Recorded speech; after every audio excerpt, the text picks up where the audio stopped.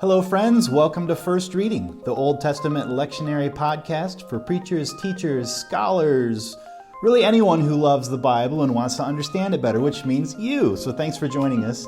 I'm Tim McNinch. And I'm Rachel Wren. This week we are bringing you preaching tips on Exodus 24, verses 12 to 18, and maybe a little bit more as we tend to do. This is the first reading that is scheduled in the lectionary for February 23rd, Transfiguration Sunday. So if you are tired of preaching on Transfiguration, because let's face it, we get it every single year, then take heart.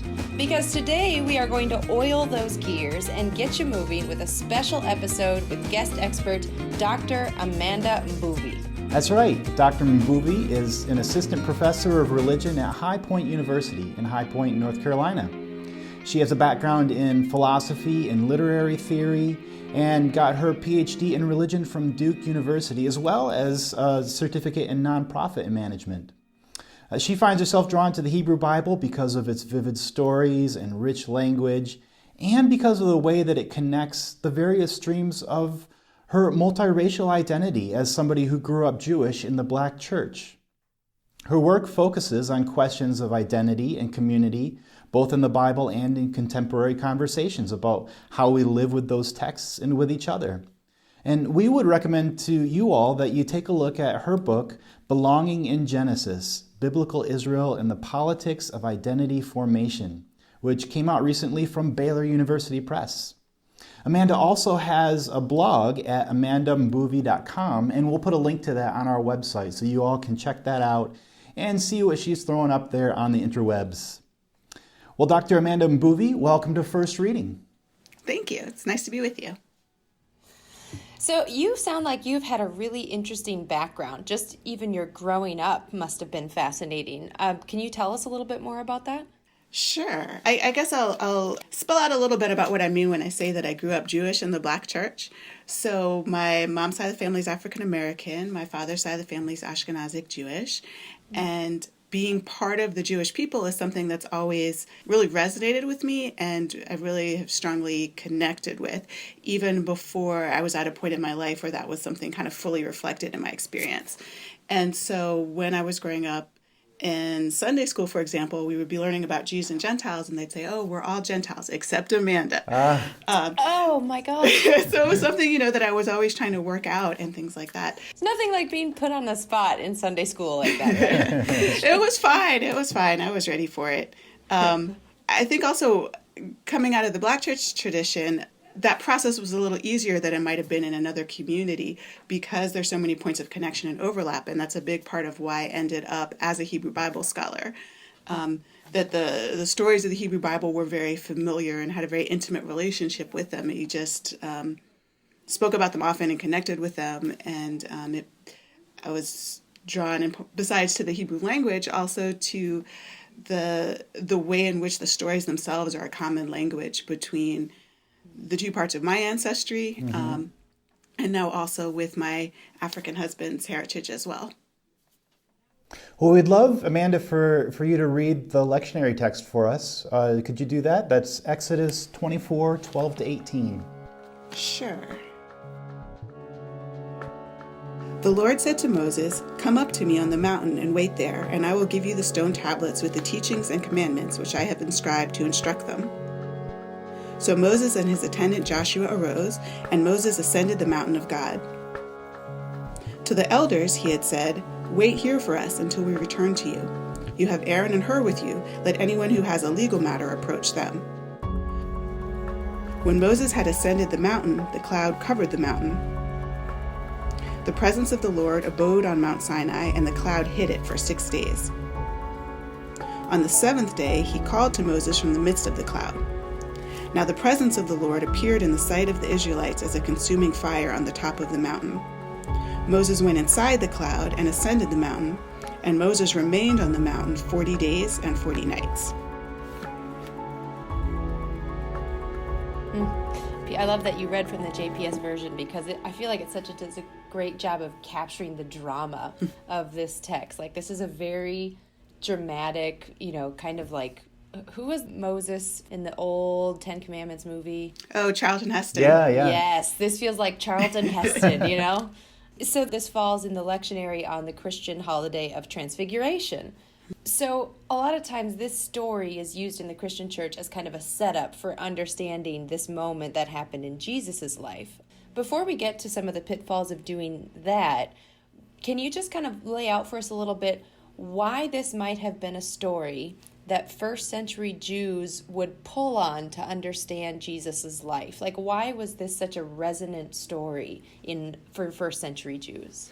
So this episode and the kind of the encounter between God and Moses on Sinai more generally, like this kind of extended encounter in these verses, but kind of throughout several chapters of Exodus, is kind of the center not only of the book of Exodus, but I would say also of Jewish life in many respects.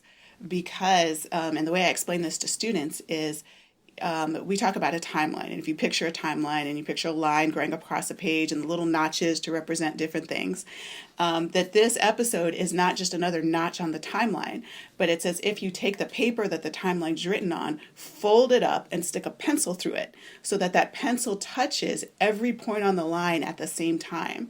And so the idea is that in kind of having a meeting with God is not 2:00 on a Tuesday. Right. A meeting with God is something kind of bigger than space and time, and that resonates much more widely than just one moment. And so within this encounter, even beyond the words in Exodus, there's this understanding that what's given is kind of everything needed for Jewish life on into the future. Well, I love that. I'd never heard that before or even really thought about it like that, but I love that because it's this idea of it rippling out in every direction almost. What came before, what's coming after, everything from this almost cosmic moment, or where the cosmic sort of comes down and touches the human, and that it changes everything.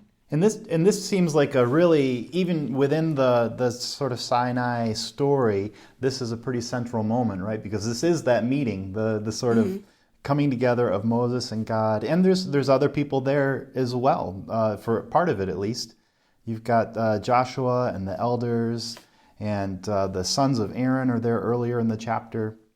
So this is sort of like you've got the whole people, and then it's narrowing down to a smaller and smaller group until Moses is sort of by himself in the presence of God, where all the action happens. Yes, and this is not a coincidence. And one of the things that the anthropologist Mary Douglas does, talking about this passage and making some connections in Leviticus, is this kind of three-tiered structure where you have the base of the mountain where all the people are. And then you have the 70 elders that sort of go up part way. And then you have kind of Moses going to the top and into where the cloud covers and kind of in the presence of God. That pattern is repeated in the structure of the tabernacle, with the outer court and then inner court and the Holy of Holies. And then again on the body of the sacrificial animal, where they're the parts that everybody eats, the priest eats, and no one eats because it's burned for God. So, I mean, that is really a fascinating way to look at the structure of the whole thing going on here. I wonder if you put yourself in the place of a preacher wanting to bring this lectionary text to a community, how much do you think that sort of background of the whole of the Sinai encounter and kind of the structure of that, how would you communicate that maybe to a congregation in a way that doesn't sound like we're just veering off into scholarly minutia? Yeah, how to communicate how important this is without losing people. Right. I would say go bigger. I would say go even bigger and go for the whole book of Exodus. I like to tell students a story about my advisor, my dissertation advisor, when she went to see the Prince of Egypt movie. The movie ended and people started to leave the theater, and she said, "Is it intermission? What's happening?" And I said, "No, it's over." I'm like, "What do you mean it's over? They haven't built the tabernacle." But we live with this idea of the Exodus story as it's about getting out of Egypt. Yay, out of Egypt. But the book of Exodus, that happens about 15 chapters in, right? So why do we go all the way to 40 chapters in the book of Exodus? And I think it's really helpful to think about the whole trajectory of that movement from being slaves of Pharaoh in Egypt to being God's slaves, people of God, people who serve God instead of serving Pharaoh. And kind of the Sinai encounter is the moment of that transition where people not just leave behind something in Egypt, but actually take up something new. So this is the identity forming moment Yes. in Exodus. Yes. Oh, that's a great way to think about it. Yes, kind of laying out a new way of life, and a way of hosting the presence of God that they're then going to need to carry forward into the promised land in their future.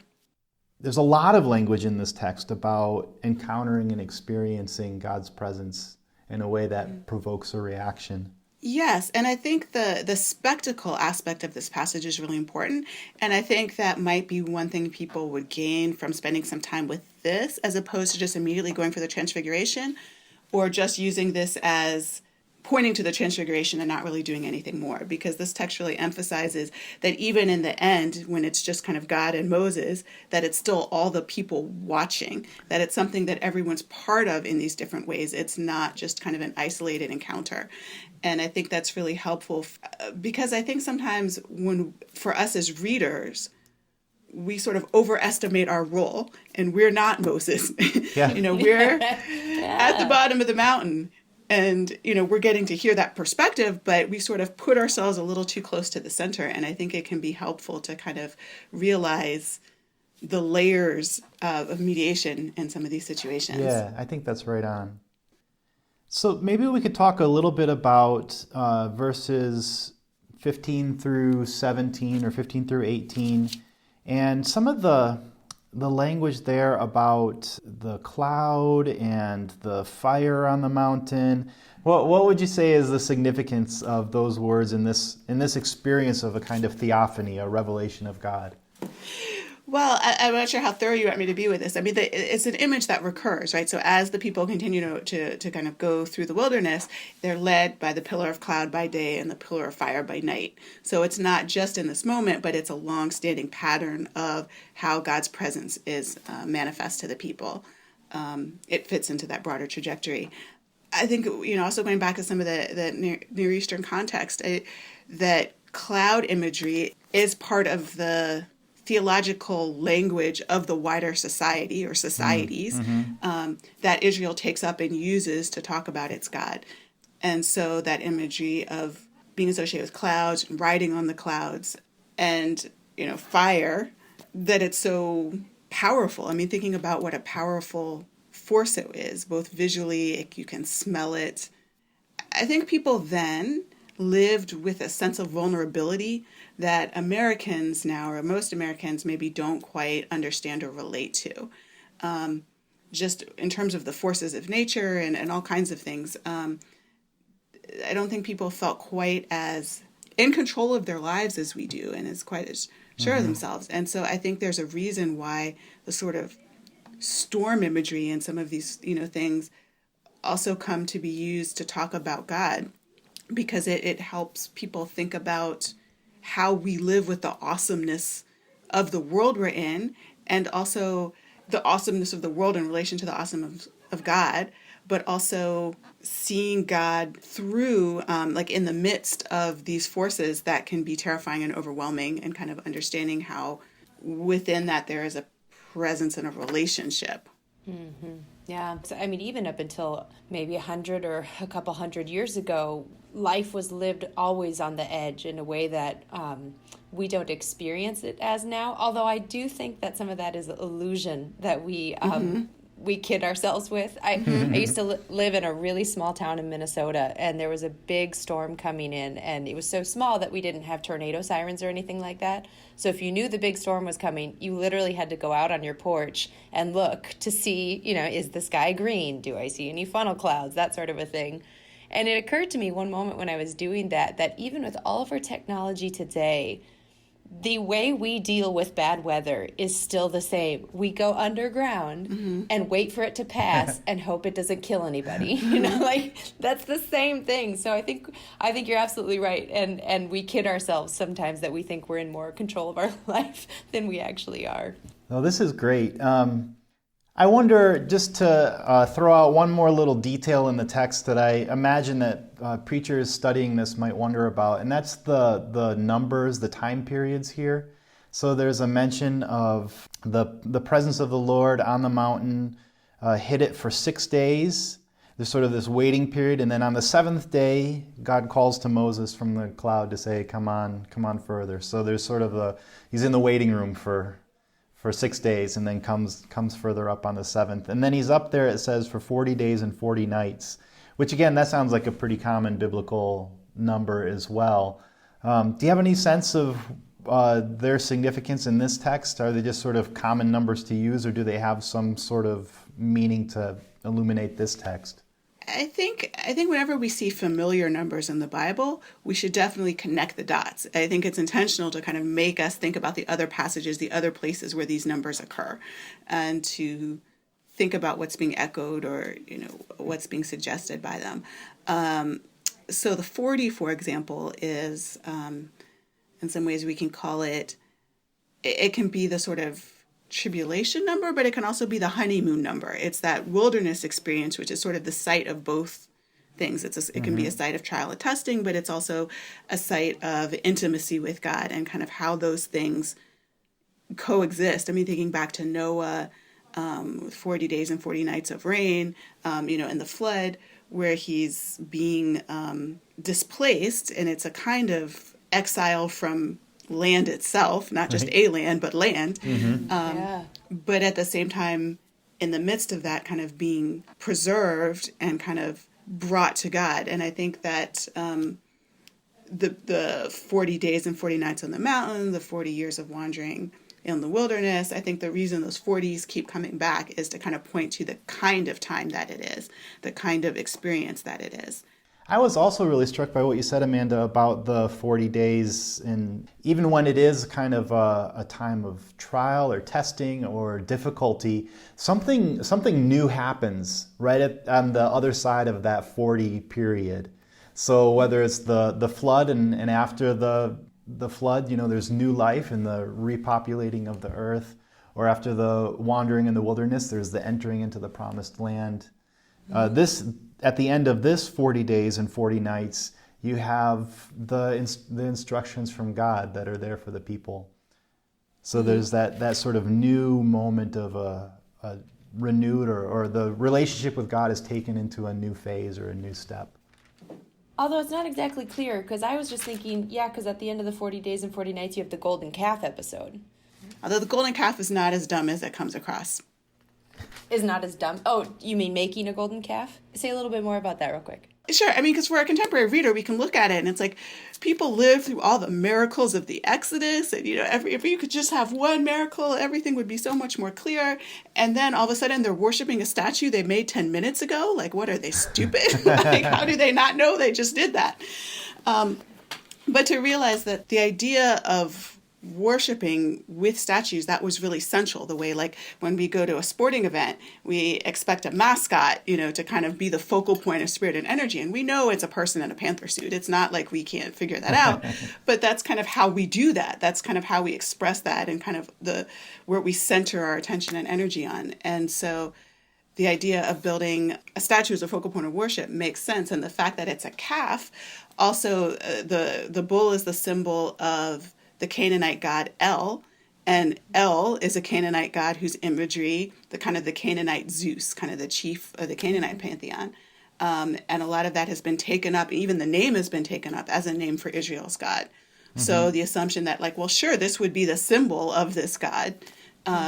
There's a logic to it that's not totally out of left field, even though that's not where Exodus is going. Yeah. And isn't Baal another Canaanite god? I think the symbol for Baal is a calf in some of the Ugaritic literature. Yeah, and Baal's the storm god. So the cloud stuff is the Baal imagery, which also the imagery gets used, but the name, no, absolutely not. Although according to the dominant voice in the Bible, if you look at the names that people had, clearly they did use Baal names. Like El names, but right. Okay, well, we should make a turn here towards more specific preaching advice for our listeners here. So one of the things that we always do is to highlight anything that we think in this text might be a preaching pitfall, somewhere where preachers might go and kind of get themselves off track, and we want to help them avoid those and hop over those to the really helpful stuff. One that I thought of had to do with the connection of this text to Transfiguration Sunday and the way that the imagery in this passage is kind of recycled in the gospel reading for this week as well. I tend to think that it's fine to preach the gospel reading here and to draw in this imagery, but I would have preachers be careful not to just skirt over all of the really rich stuff that we've been able to talk about in our conversation here about the importance of this text in its context of the story of Israel and their introduction, their encounter with this God who becomes their God.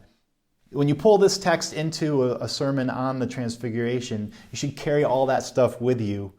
So that's one thing that I would say as an encouragement or a pitfall to avoid. But what else would either of you have to say about either that or other pitfalls that you would recognize in this text? I think related to what you're just saying, it's something I'm really seeing increasingly with students. They don't know how to read the Old Testament as Christian scripture. Not at all. And so there's, I'll see if this makes any sense, but if you think of someone who's not familiar with the word Kleenex, and they say, what is Kleenex? And you say, oh, Kleenex is a tissue. Okay, well, now you've equated Kleenex and tissue, but you don't know any more about the thing than you did before. You've just kind of, now you have two names for it. You haven't actually said anything. And I think that's kind of what they do with some of the connections to the New Testament. They're like, oh, that's in the Gospels, and then they're done. But they're not really thinking about, well, does this have any meaning behind it that actually deepens the meanings when things are invoked in the New Testament? So, for example, when I was in high school, somebody we know, kind of someone in my friend circle named Hart, brought this other person, John, to a party. And so every time we saw him again, we'd call him John, Hart's friend, to distinguish him from all the other Johns we know. Like, that was his name, John, Hart's friend, you know. But this person, John, had his own life. You know, his whole existence was not circumscribed by being a friend. That's just how we came to know him. And I think a lot of time for Christians who kind of come to all this stuff through Jesus, everything is just, oh, well, this is like Jesus, or this says Jesus is coming, or this talks about something that will happen to Jesus. But what's lost in all of that is that these texts actually mean something and are contributing something and are actually saying something about who Jesus is, not just the fact of Jesus. And so when these connections are happening, it's not just saying Jesus is coming, here's Jesus, but it's explaining who Jesus is because these things already have meaning. The authority of these texts is giving authority to Jesus, and kind of understanding that makes it do more than just be an equivalent. Yeah, that was the pitfall I was going to go to is whatever you do, preachers, do not talk about the Transfiguration moment as replacing this moment on Sinai. There's no sort of like rejection of this moment. It is in line with, in continuation of, it's used to understand. I mean, it is pivotal for understanding what goes on in the Transfiguration moment, but the Transfiguration moment does not replace it. I think those were the pitfalls that I was. And it's significant to note that in the New Testament passage, when Jesus is on the mountain, just like when Moses was on this mountain and had the elders with him and all of that for part of it, Jesus is on the mountain, has his disciples, but also who's there? Moses is there. Yeah. So this isn't getting rid of Moses. This is drawing Moses into the Jesus story. Yeah, or maybe drawing Jesus into the Moses story. Yeah. Mm-hmm. Ah, nice. How about preaching angles? Amanda, is there any sort of direction you might think preachers would go, or? I think one thing that might be interesting to explore with this text is the communal dimension. The fact that this is a communal event and what it means to think about relationship with God as a community and worshiping as a community. I think that could be something really interesting to explore. Encountering the Word of God was something that happened in community. It's not kind of a person curled up in a corner with a book, but that it's something that people are coming together for, and sort of thinking not only about how each person individually lives in the Word, but thinking about what it means collectively to be the community that bears and shares the Word.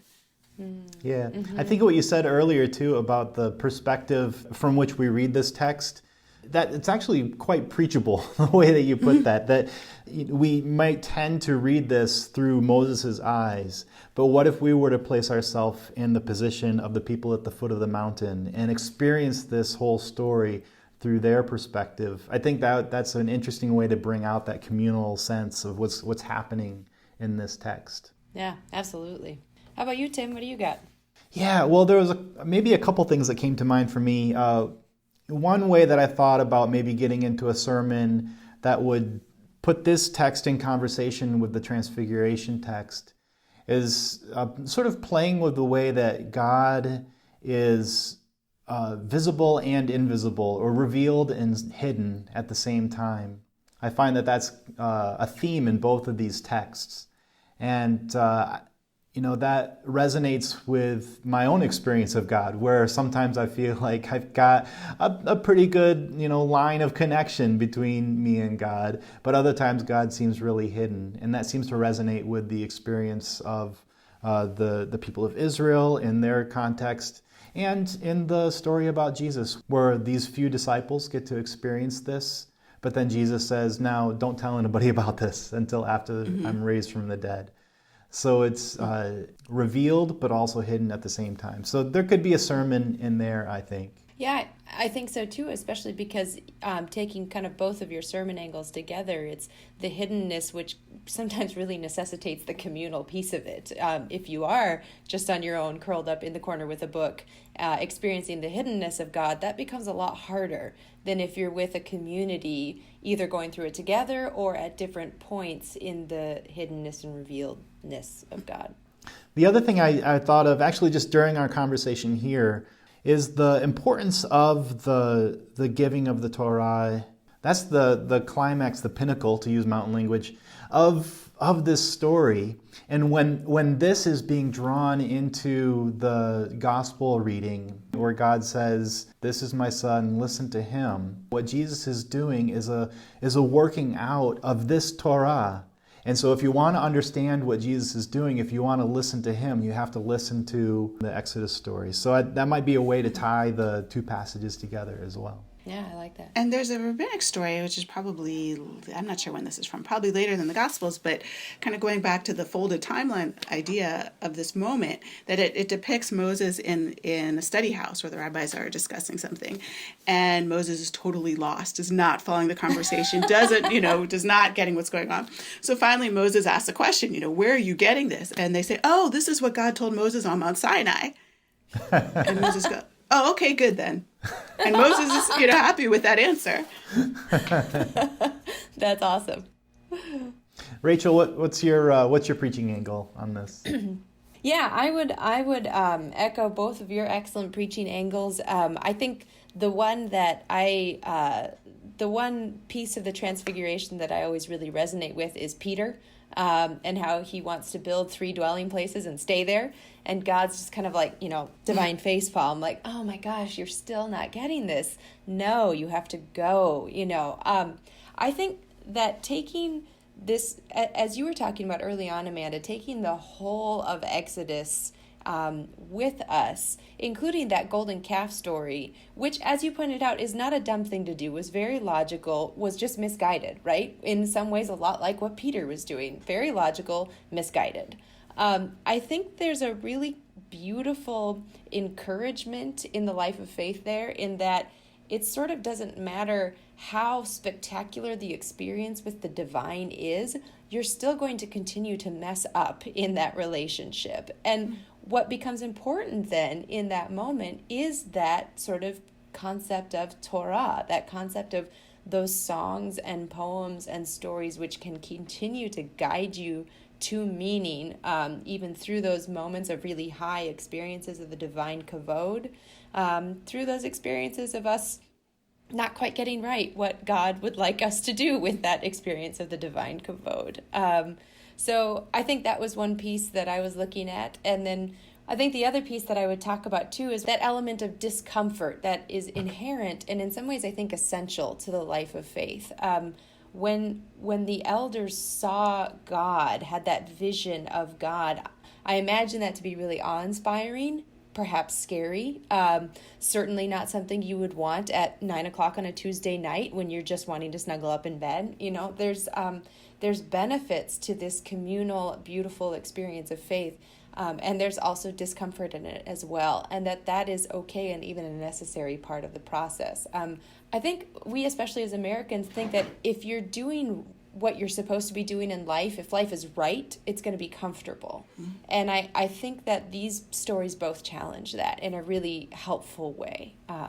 So those are what I was thinking.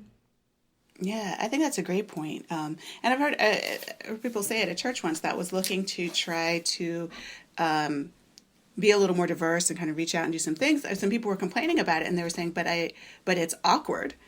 And they were upset because they weren't getting in like the zone, it was getting in the way of their getting in the zone. And there's this temptation to think the zone is the goal.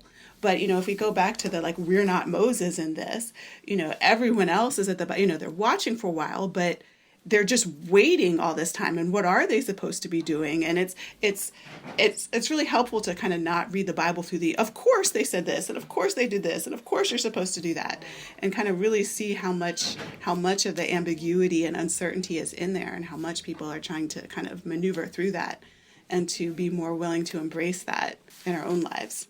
Oh gosh, that'd be a really beautiful sermon if you started at the base of the mountain and then kind of went up to the top of the mountain, transitioned over to the Transfiguration, talked a little bit about Jesus and Peter, and then brought it back around to those folks at the base of the mountain again. That could be a really beautiful structure to a sermon that could kind of accomplish some of the things we've talked about today. Well, before Rachel writes our whole sermon for us,